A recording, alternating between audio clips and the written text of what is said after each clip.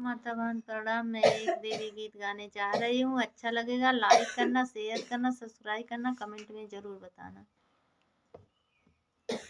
लौंगा इलायची माई के मन हो ना भावे, लौंगा इलायची माई के मन हो ना भावे।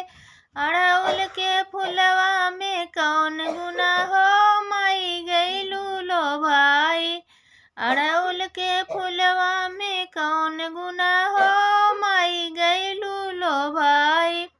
साड़ी या सूट माई के मन हो ना भावे, साड़ी या सूट माई के मन हो ना भावे।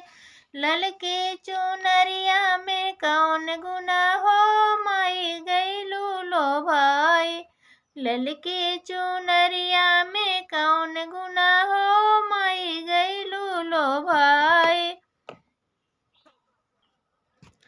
पूड़ी कचौड़ी माई के मन हो ना भावे, पूड़ी कचौड़ी माई के मन हो ना भावे। धरिया में कौन गुना हो, माई गईलू लो भाई।